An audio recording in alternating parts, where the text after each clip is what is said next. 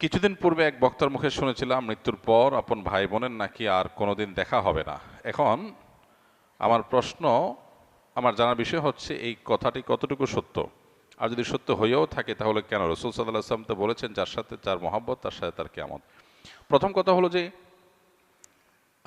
এটা সঠিক কথা না। যদি কোনো বক্তা বলেও থাকেন যে মানুষ মারা যাওয়ার পরে তার ভাই বোনের সাথে দেখা আর কোনোদিন হবে না, এটা সঠিক কথা না। কারণ কোরআন হাদিসে কোথাও এরকম কোনো কথা বলা হয়নি যে মানুষের মৃত্যুর পর আর প্রিয়জনের সাথে কখনো দেখা হবে না, বরং এর উল্টাটা আছে।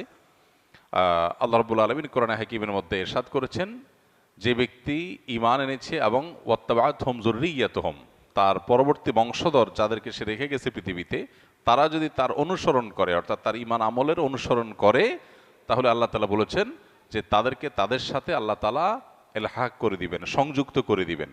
অতএব এই আয়াত বরং পরিষ্কার বলছে যে কোনো মানুষের মৃত্যুর পর তার আত্মীয় স্বজন বা যাদেরকে তিনি রেখে মৃত্যুবরণ করলেন, সে মানুষগুলো, প্রিয়জনরা যদি তার আদর্শ অনুসরণ করে, অর্থাৎ ঈমান আমলের চর্চার মধ্যে থাকে, তাহলে তাদের সাথে কিয়ামতে বা আখিরাতে আল্লাহ রাব্বুল আলামিন তাদের সাথে সাক্ষাৎ এবং একসাথে থাকার সুযোগ আল্লাহ তাআলা দান করবেন। এটা এখান থেকে পরিষ্কারভাবে বোঝা যায়।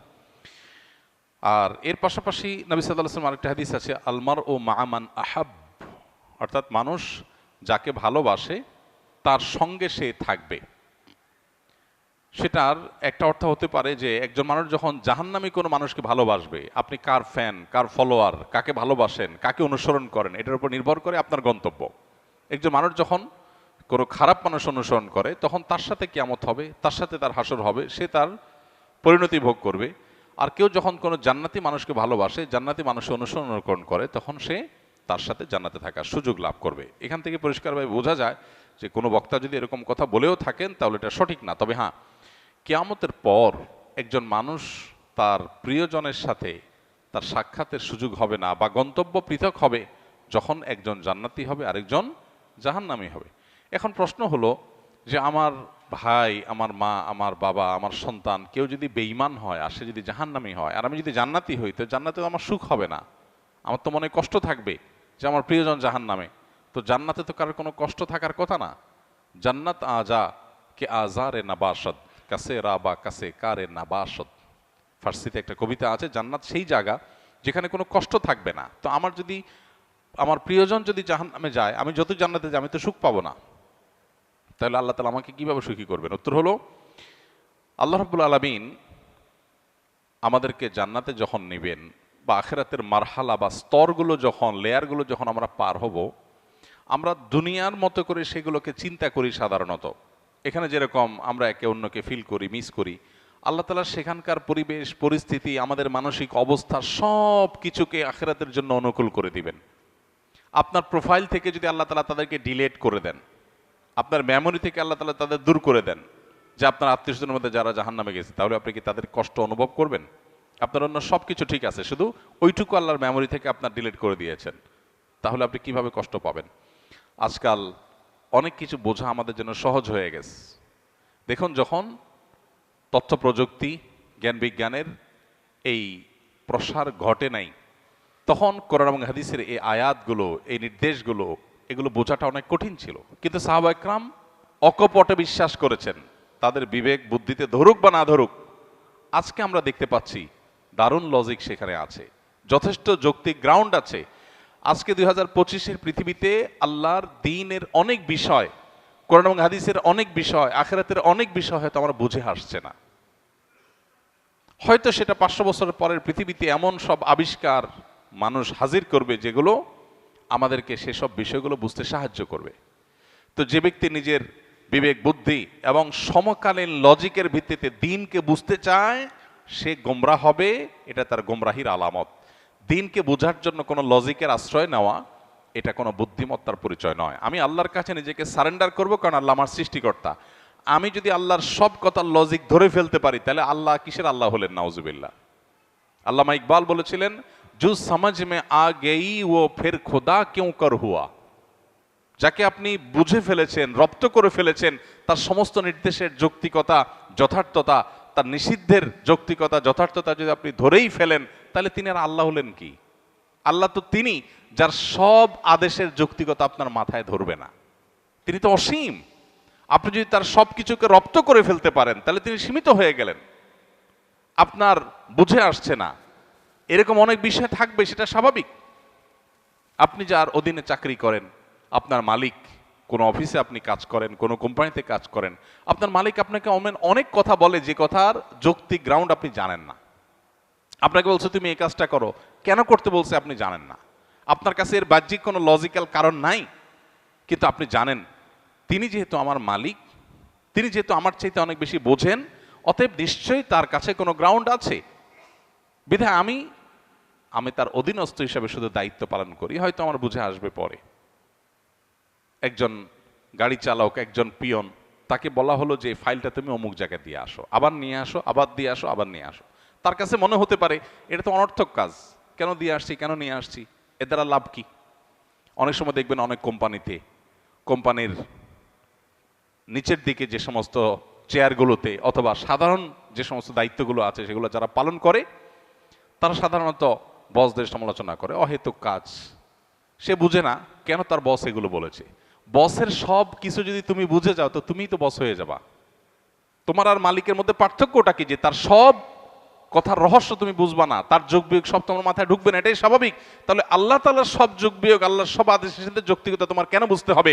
এটাই হলো সবচেয়ে বড় বিভ্রান্তি, এটাই হলো সবচেয়ে বড় ইললজিক্যাল, সবচেয়ে অযৌক্তিক কাজ, যে আল্লাহর সব আদেশ নিষেধের যথার্থতা আমার বুঝতে হবে। এই চেষ্টা করাটাই একটা হাস্যকর চেষ্টা। মানুষ হয়ে যদি আমার চাইতে অনেক দূরে থাকা, অনেক উপরে থাকা মানুষের আদেশ নিষেধের যৌক্তিকতা আমি না বুঝি, তাহলে সৃষ্টি হয়ে স্রষ্টার সমস্ত আদেশ নিষেধের যৌক্তিকতা আমার বুঝতে হবে, এটা মোটেও যৌক্তিক কোনো বিষয় নয়। তো যেটা বলছিলাম, যে প্রশ্নের উত্তরে এত কথা বলছিলাম, সেটা হলো যে আখেরাতে আল্লাহ রাব্বুল আলামিন কি করবেন সেটা নিয়ে আপনার আমার টেনশন নাই। আমাদের নাস্তিক বন্ধুদের অনেক প্রশ্ন থাকে, যে প্রশ্ন দেখে সরল মনা বা সংশয়ে ভোগা অনেক মানুষ তারা বিভ্রান্তিতে পড়ে যান, অদ্ভুত অদ্ভুত সব প্রশ্ন করে। ইমানদারের সমস্ত প্রশ্নের কমন উত্তর হলো আমি গোলাম কার? আল্লাহর। আল্লাহ আদেশ করেছেন, আমি তামিল করব। আল্লাহর সমস্ত আদেশ, সমস্ত নিষেধের যৌক্তিকতা বোঝা আমার জরুরি না। আমি যদি তার সব কিছু বুঝেই যাই তাহলে তিনি আর আল্লাহ হলেন কি? তিনি তো আমার মতো মানুষই হয়ে গেলেন। আল্লাহ তো সে অসীম সত্তা, যার আদেশ নিষেধকে আমার সীমিত বিবেক দিয়ে সবকিছু বুঝবো না, এটি তো স্বাভাবিক। অতএব আখেরাতে কিয়ামতের দিন আল্লাহ তাআলা কিভাবে, আমার আত্মীয় স্বজন কেউ যদি জাহান্নামী হয়, আমি যদি জান্নাতি হই, তা আল্লাহ আমাকে কিভাবে সুখ দিবেন এটা নিয়ে আমার টেনশন নাই। সুখ কিভাবে দিবেন এটা আল্লাহর কাজ, আমার টেনশন না করলেও চলবে। অদ্ভুত অদ্ভুত প্রশ্ন অনেকে করে। প্রশ্ন করে, ভাই একজন মানুষ কিয়ামতের মহাপ্রলয়ের 500 বছর আগে মারা গেছে, 500 বছর ধরে সে জাহান্নামী হওয়ার কারণে কবরের আযাব সত্য। আহলে সুন্নাত ওয়াল জামাতের আকীদা হলো আযাবুল কবরি ওয়া নাঈমুহু হাক্কুন। কবরে আযাব হবে খারাপ মানুষদের, আবার ভালো মানুষ হলে তার কবরে শান্তিরও ব্যবস্থা হবে। তার লাশ মাটির সাথে মিশে পচে গলে যেতে পারে আপাত দৃষ্টিতে, কিন্তু ওই তার ধ্বংসাবশেষ, তার যে মূল উপাদান, সেটাকে আল্লাহ তাআলা শান্তি দিবেন।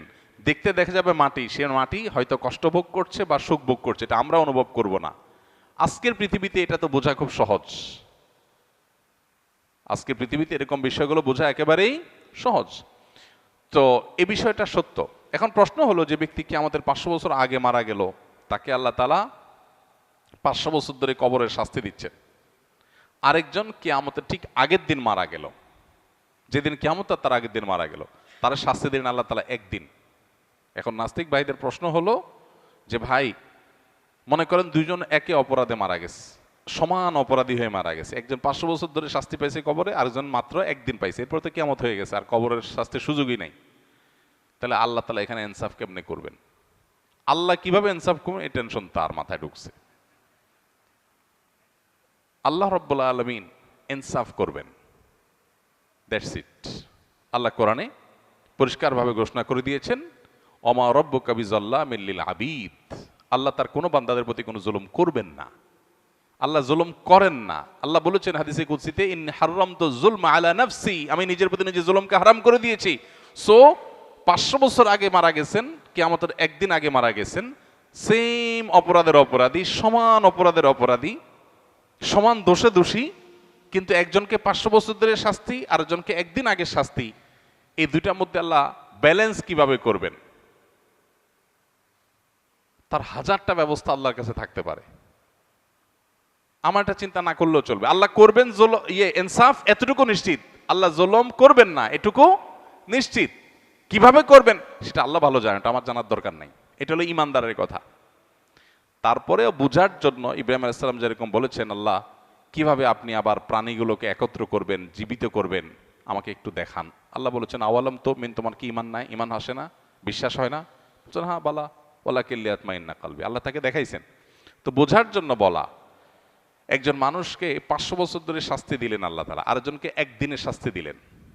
500 বছরের শাস্তি একদিনে। এই শাস্তির কোয়ালিটি দিয়ে দীর্ঘদিন ধরে দেওয়া শাস্তি আর অল্প সময় দেওয়া শাস্তি, দুইটাকে সমন্বয় করা সম্ভব কিভাবে? আপনি একজনকে 100টা কিল দিলেন, কিল, দুজন সমান অপরাধ করছে, একজনকে 100টা দিয়েছেন, আরেকজনকে একটা দিয়েছেন, দুইটাকে সমান করা সম্ভব না? সম্ভব না। এখন কিল মাপা যায়। এখন মানুষ কতটা জোরে আঘাত করেছে এটাও মিটার দিয়ে কি করা যায়? মাপা যায়। আপনি একজনকে ছোট ছোট করে 100টা কিল দিলেন, যে পরিমাণ কষ্ট পাবে, আরেকজনকে একটা বড় করে একটা দিলেন, সমান করা সম্ভব কি সম্ভব না? হ্যাঁ, 1000 কিল আর একটা কিল সমান করা সম্ভব কি সম্ভব না? হাতুড়ি দিয়ে এমন ভাবে জোরে দিলেন যেটা একদম নাই হয়ে গেল দুনিয়ার থেকে। আরেকজনকে 10,000 কিল দিলেন। তো এই দুইটার মধ্যে যদি ব্যালেন্স করা সম্ভব হয়, তাহলে 500 বছর আগে মারা যাওয়া মানুষ আর কিয়ামতের একদিন আগে মারা যাওয়া মানুষের শাস্তির মধ্যে ব্যালেন্স করা কেন অসম্ভব হবে? মানুষ সবকিছু নিজের মতো করে ভাবে, এজন্য সে ভুল করে। আমি মানুষ, আমার সীমিত শক্তি সামর্থ্য দিয়ে আমি ভাবি, আল্লাহ তাআলা অসীম, অতএব তার দ্বারা অসম্ভব বলতে কিছুই নাই। কিয়ামতের ময়দানের আল্লাহ রাব্বুল আলামিন জান্নাতে আত্মীয় স্বজনকে যেরকম মিলিত করাবেন, আবার জাহান্নামে আত্মীয় স্বজনের রাস্তা ভিন্ন হয়ে যাবে, কিন্তু ভিন্ন হওয়ার কারণে জান্নাতের কোনো কষ্ট হবে না। সে ব্যবস্থা আল্লাহ করবেন। কিভাবে করবেন আল্লাহ জানেন, কিভাবে করবেন আল্লাহ জানেন। এক লোক প্রশ্ন করেছে, ভাই আমার তো বিড়ি খাওয়ার অভ্যাস আছে, আল্লাহ তো জান্নাতে যা চাইবেন তাই দিবে, তো আমি জান্নাতে বিড়ি খাওয়া ছাড়া তো আমার ভাল লাগবে না। যদি আল্লাহ আমারে জান্নাত দেন, যদি আল্লাহ আমাকে জান্নাত দেন, হতে পারে না যে অনেক গুনাহ করার পর আল্লাহ মাফ করে জান্নাত দিয়ে দিয়েছেন, হতে পারে, ইমানদার হলেই হলো। তো আমি ইমানদার মুসলমান, আল্লাহ আমার সব মাফ করে জান্নাত দিতে পারেন, সুযোগ তো আছে। যদি দেন তো আমার তো বিড়ি ছাড়া ভাল লাগবে না। তো জান্নাতে গেলে আল্লাহ আমারে বিড়ি দিবেন কিনা? দিলে জান্নাতে বিড়ির মতো নোংরা জিনিস থাকলো, দুর্গন্ধ। আবার যদি আল্লাহ না দেন, তাহলে আমার জান্নাতে সুখ হবে কেমনে? তো উত্তর হলো, আপনার অন্তরে যে বিড়ির চাহিদা আছে, এই নোংরামি আল্লাহ তাআলা দূর করে দিবেন, এটা আর থাকবে না আপনার মনে। সম্ভব কি সম্ভব না? সম্ভব, বিভিন্নভাবে সম্ভব। অতএব এই বিষয়গুলোকে আল্লাহ তাআলার উপর ন্যস্ত করা দরকার। আখিরাতের বিষয়গুলোকে আমরা নিজেদের মতো করে ভাবা ভুল।